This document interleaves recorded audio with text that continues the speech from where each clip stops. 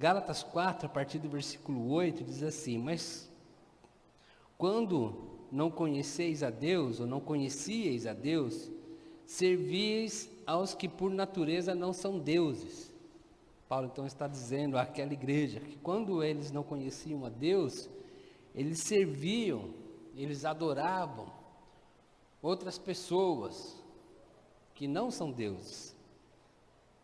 Mas agora, conhecendo a Deus, ou antes, sendo conhecidos por Deus, como tornais outra vez a esses rudimentos fracos e pobres, aos quais de novo quereis servir? Guardais dias, e meses, e tempos, e anos, receio que de vós que não haja trabalhado em vão para convosco.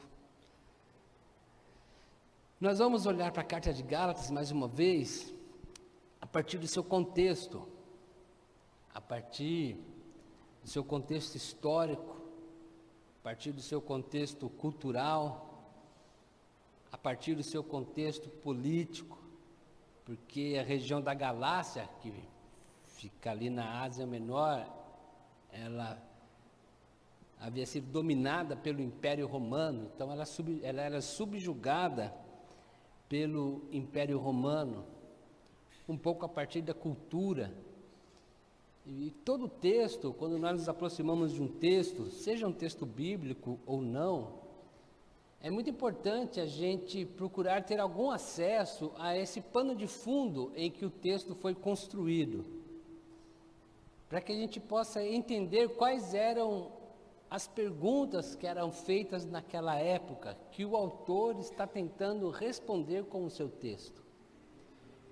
Ou quais eram as realidades daquela época que o autor queria instigar perguntas no povo. De repente, Paulo aqui, que é o texto em questão, ele está vendo um povo vivendo uma realidade apáticos, esse povo estando apático à realidade. E Paulo, então, faz com o povo como um texto do Rubem Alves, chamado Pimenta. E aí o Rubem Alves fala assim: você não precisa de fogo para criar um incêndio, basta pôr uma pimenta na boca, né? Começa a pegar fogo. E tem textos que eles soam para nós como pimenta, né? Você lê o texto e começa a arder, você começa a pensar, você começa a perceber coisas que você não percebia, você começa a fazer perguntas que você não fazia, e você começa a procurar respostas a essas perguntas que você nem imaginava. E por isso é importante nós olharmos esse contexto histórico para que nós possamos ter um melhor aprendizado dos textos. Mesmo quando um texto que está sendo escrito está relatando um evento antigo, por exemplo, um historiador. O historiador ele está narrando um evento antigo, narrando a história. Mesmo quando é assim, o contexto histórico que o historiador está vivendo no presente influencia a sua interpretação do passado. Então, todo historiador ele é um intérprete da história. É um esforço grande do historiador narrar a história sem colocar as suas interpretações. Mas é quase impossível, né? Porque ele tem uma bagagem, uma vivência que às vezes as pessoas, quando viveram o fato, não tinham. E ele tem esse desafio de narrar a história sem interpretá-la. Então, quando você vai ler mesmo um texto assim, é importante você conhecer aí o contexto de quem está narrando, porque ele pode estar sendo influenciado pelo seu contexto, e ele pode não estar narrando o acontecimento histórico. Pode ser que ele está interpretando. Em vez dele dar a narrativa, ele dá para nós a interpretação. O que ele conclui que foi, e não exatamente o que foi. Então é fantástico, inclusive, e fundamental que nós olhemos o que estava acontecendo na época. Quando Paulo escreve a carta aos Gálatas, há um contexto por detrás. Há um povo, há uma região. A Galácia ali em questão não era uma cidade só, era uma região. Era uma região, como já disse, dominada pelo Império Romano. E era uma região habitada pelos celtas, um povo que saíram da Europa e migraram para lá. E era um povo que eram chamados de bárbaros. Então, quem já estudou um pouquinho essas histórias, sabe que o Império Romano, ele teve muitas guerras com os bárbaros, porque os bárbaros, eles não se deixavam dominar pelo Império, eles eram resistentes ao domínio do Império. E como a história, pelo menos para nós ocidentais, elas chegam para nós via Império, então nós temos, às vezes, a tendência de ter um olhar muito negativo para os bárbaros, de já julgar os bárbaros como um povo mau, embora eles tivessem as suas características de violências e tudo mais, mas nós, às vezes, desconsideramos o que eles estavam vivendo, e os julgamos pelos seus atos, suas ações, fora do contexto. Então, se nós pararmos para imaginar o que eles estavam vivendo, era uma situação muito difícil. Na verdade, quem cometia a barbárie não eram os bárbaros. Quem cometia a barbárie era o Império. Aqui é assim, claro que eu vou dizer assim, no jeito bem popular, né? O Império falou assim, vamos invadir a Ásia Menor? Vamos. Pegava as legiões dos seus exércitos romanos e invadiam. E os romanos, eles tinham alguns conceitos. Eles se autonominavam o povo civilizado. E eles então invadiam os outros territórios e diziam, nós vamos civilizar aqueles bárbaros. Aqueles bárbaros que não tinham leis, aqueles bárbaros que tinham códigos morais diferentes dos romanos. E o Império Romano então invadia os outros povos, e aqui em questão a região da Galácia, e esses celtas bárbaros que ali habitavam, e eles tomavam tudo do povo. Então, a metodologia civilizatória dos romanos, nós não sei se nós podemos chamar assim de tão civilizatória. Eles tomavam as suas terras, o bárbaro tinha uma fazenda, eles tomavam a fazenda do bárbaro e davam para um nobre. E o bárbaro ia ser escravo do nobre romano. E aquilo que o nobre produzia, o bárbaro escravizado, ele ainda tinha que pagar tributos para Roma.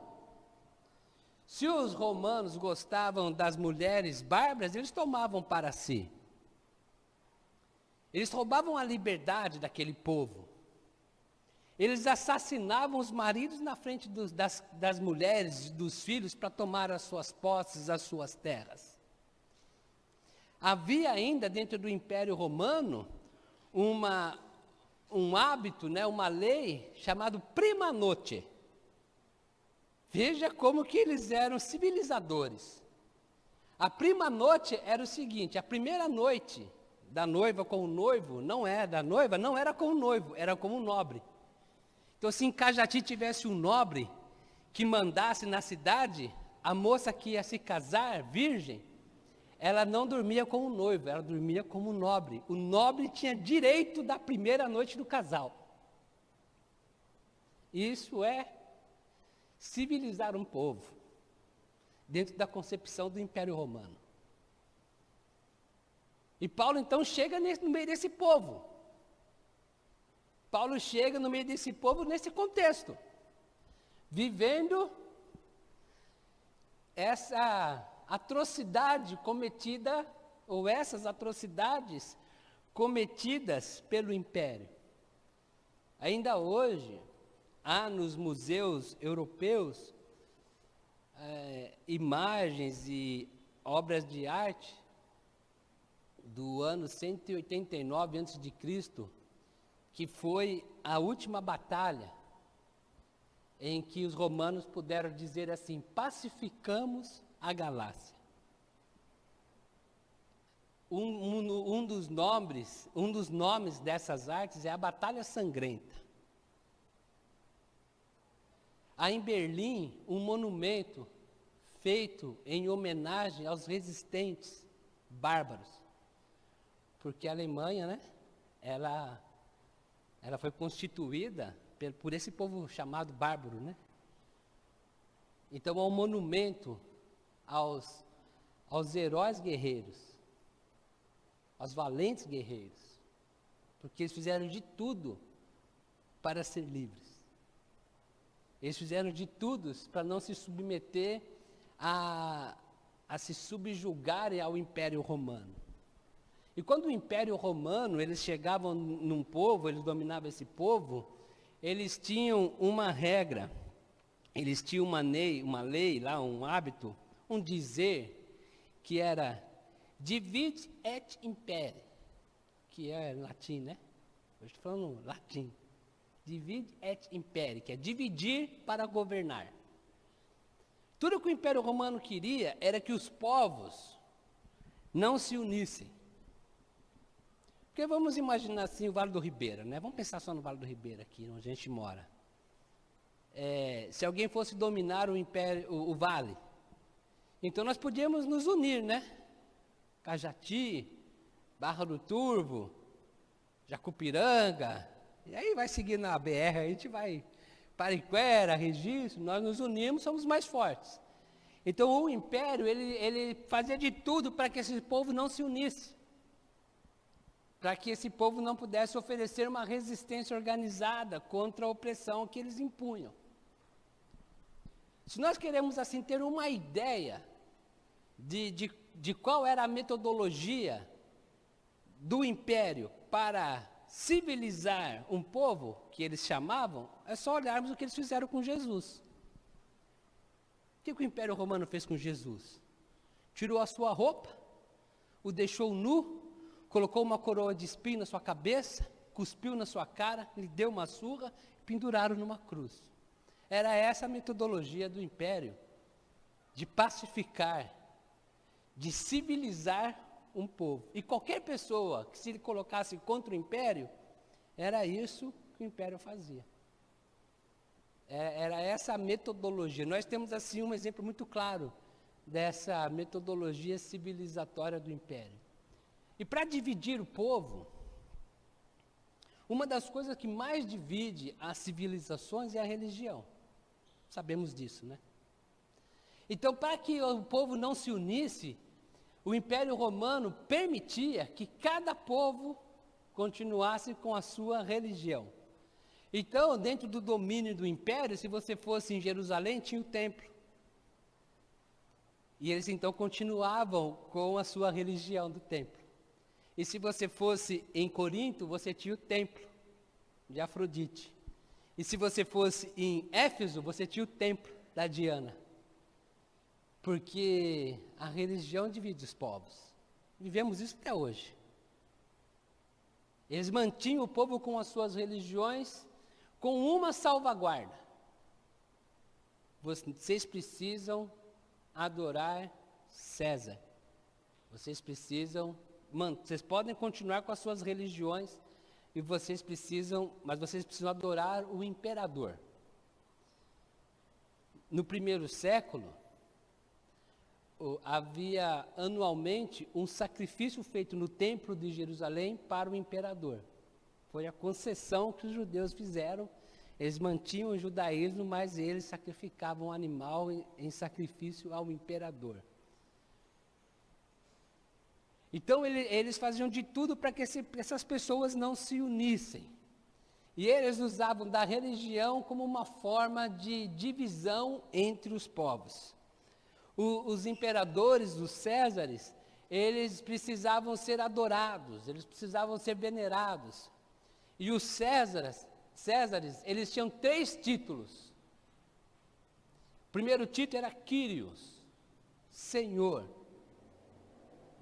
Toda pessoa dominada pelo Império Romano precisava dizer: o César, o imperador, é o Kyrios, o César é o Senhor. Outro título é Sóter, Salvador, o César é o Salvador, porque era isso que o Império Romano pregava, que quando eles chegavam e civilizavam o povo, eles estavam salvando o povo da sua ignorância. Então eles chegavam com as suas leis, o nomos romano, a lei romana, e por exemplo, eles invadiram a Galácia, um povo bárbaro, um povo sem lei, um povo que não era civilizado, assim que eles caracterizavam o povo. E então agora que nós dominamos, nós pacificamos a região, agora nós trouxemos salvação a esse povo. E quem é o Salvador? O Salvador é o imperador, o Sóter.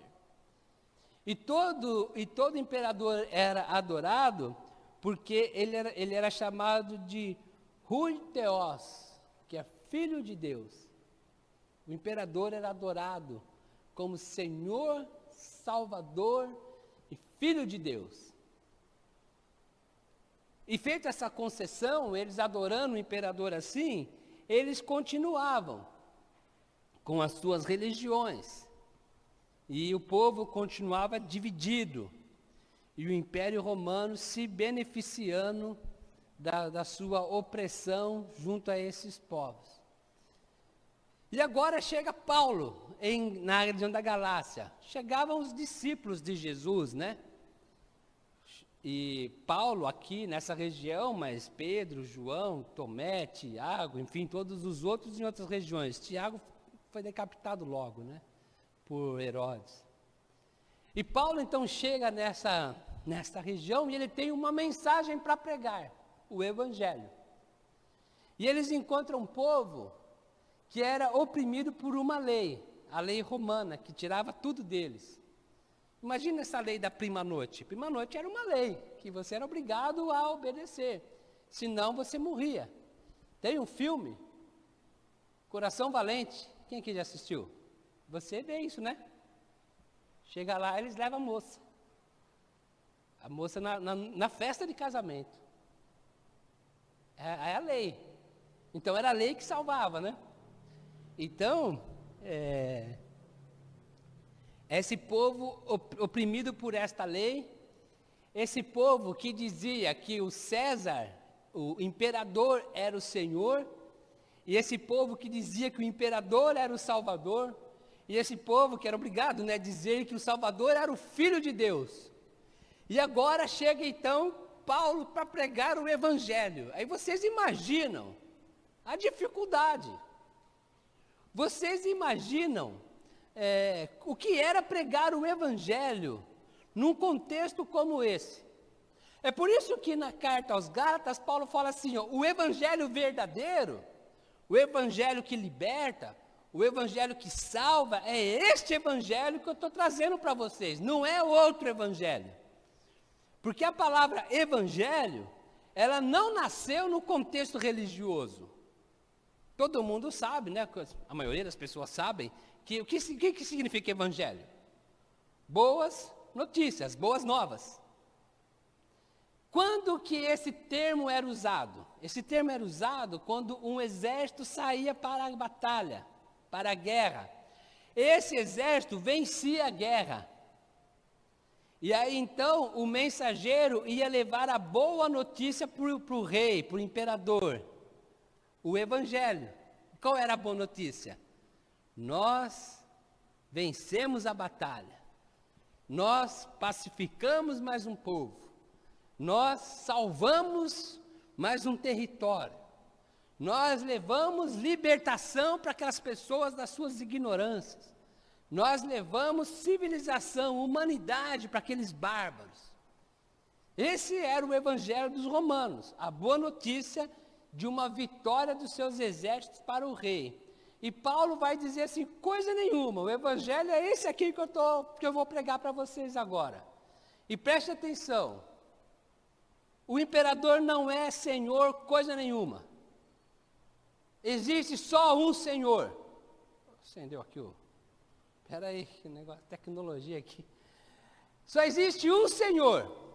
E vocês sabem quem é o senhor?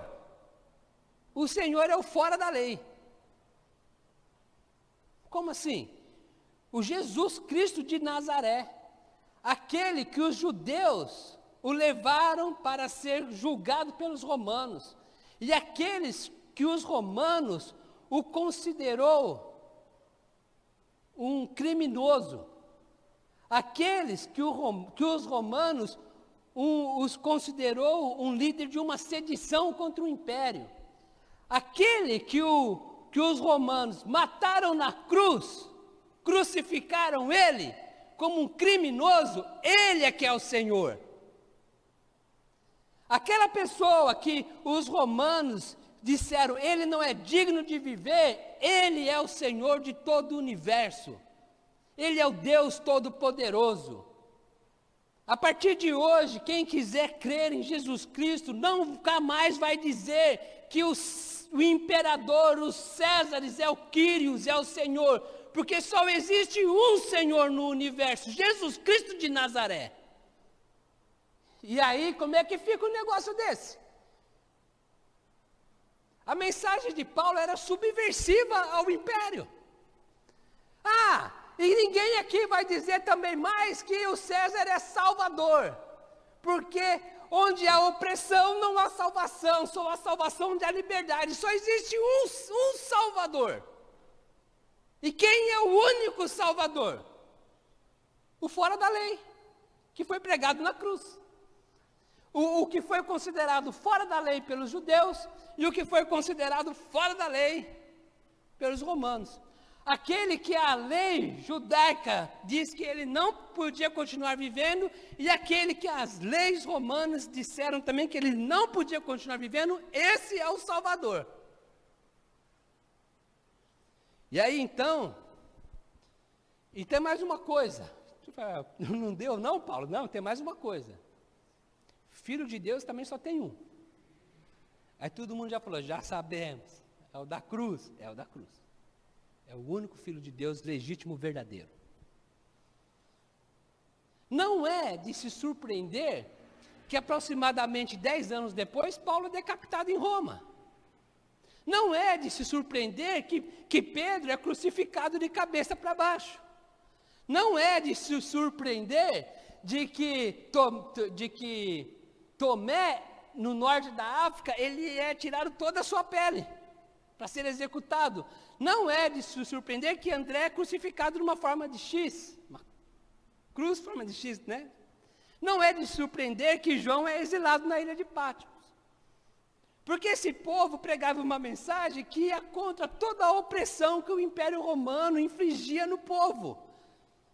E Paulo vai dizer mais, vai dizer assim, e todo mundo é povo de Deus. Todo mundo é filho de Abraão. Todo mundo é filho da promessa, porque Deus prometeu para Abraão que não seriam só os judeus que seriam abençoados com a salvação, todas as famílias da terra, todo ser humano criado à minha imagem e semelhança são herdeiros da promessa, e o elo desta promessa se cumprir é a fé, e é a fé na pessoa bendita de nosso Senhor e Salvador Jesus Cristo. O que foi considerado criminoso, o que foi considerado fora da lei, o que foi considerado seditor e subversivo, Ele é o Senhor, Ele é o Salvador, Ele é o Filho de Deus, Ele é o Cristo, o Messias prometido, é a Ele que nós rendemos a nossa adoração, a nossa honra, a nossa glória, e nós vamos servi-lo e nós vamos adorá-lo, custe o que custar. E para Paulo custou a vida. E para Pedro e tantos outros custou a vida. E para muitos cristãos eram jogados nas arenas, Coliseu, né? dentro do Coliseu e virava festa para o povo ver os cristãos. E colocava os cristãos na arena e falava assim: quem é o Senhor?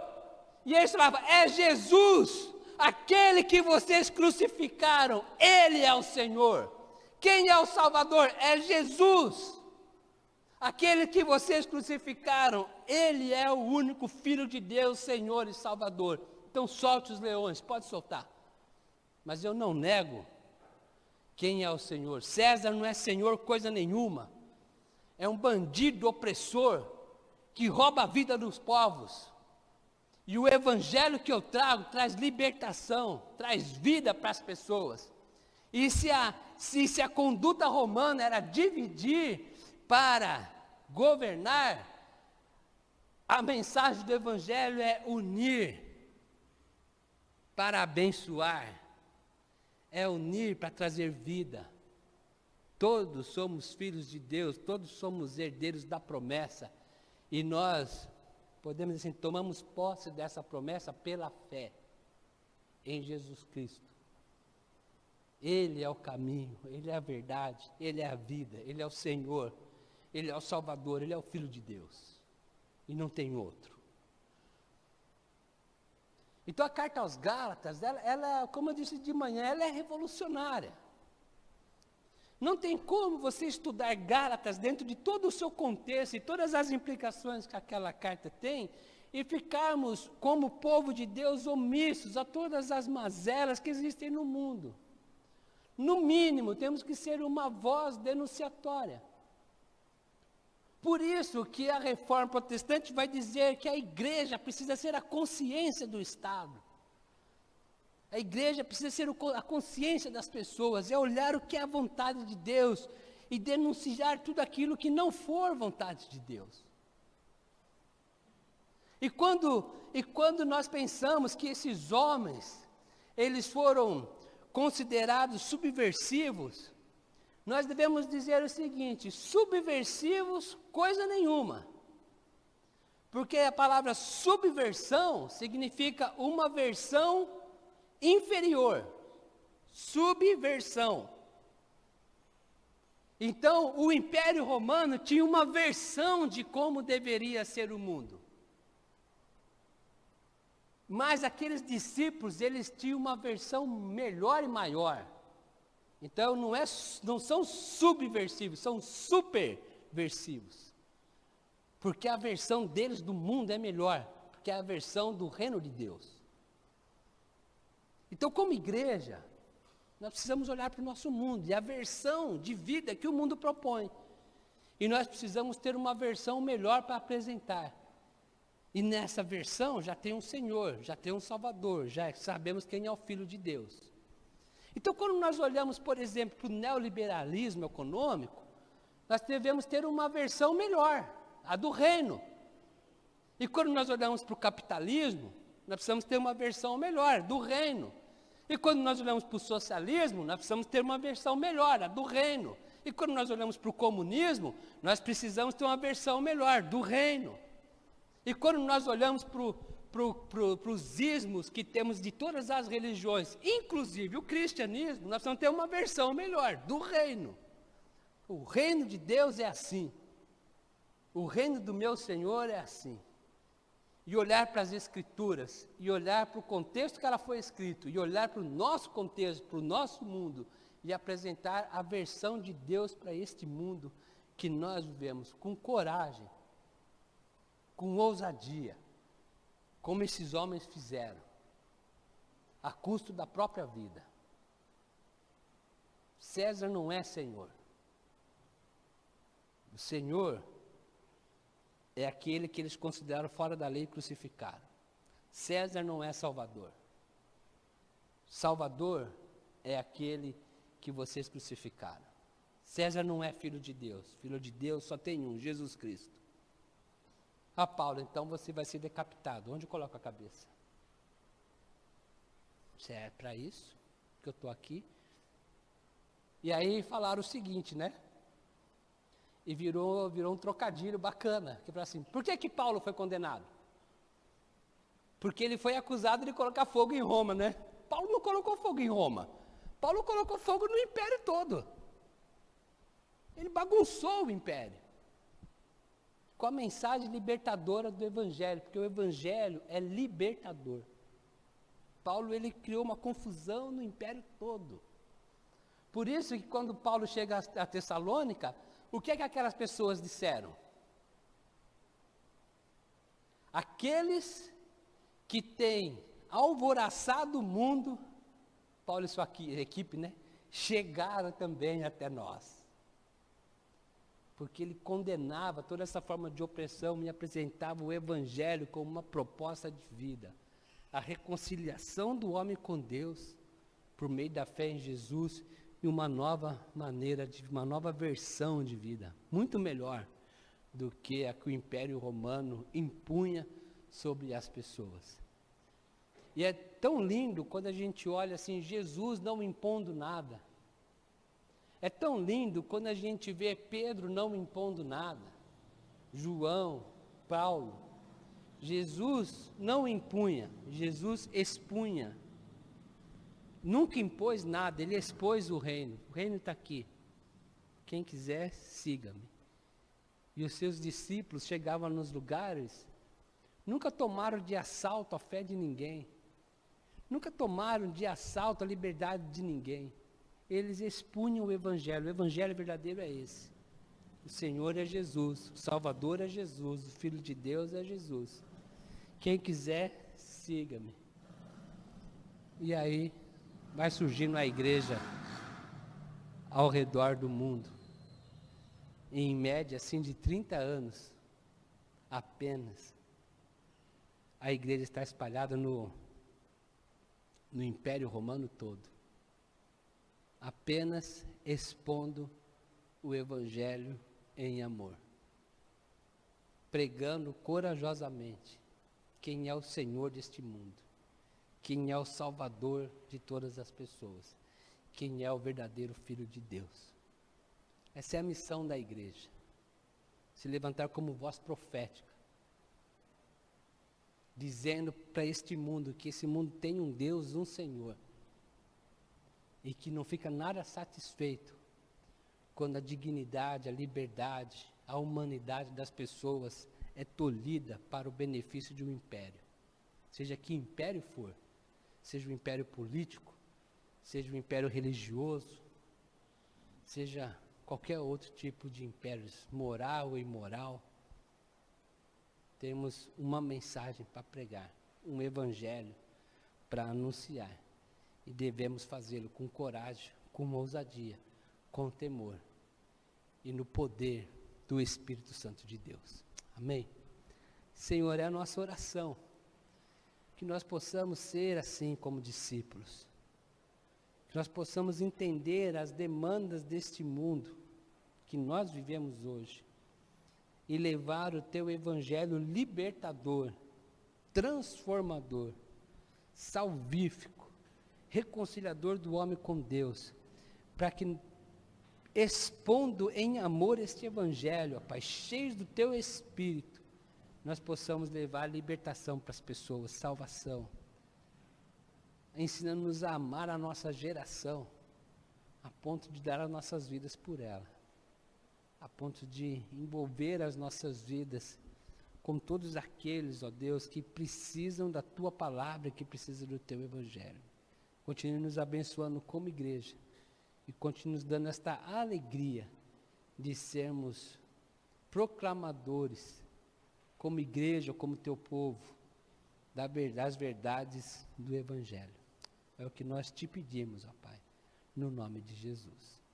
Amém? Vai ter mais um louvor? Não?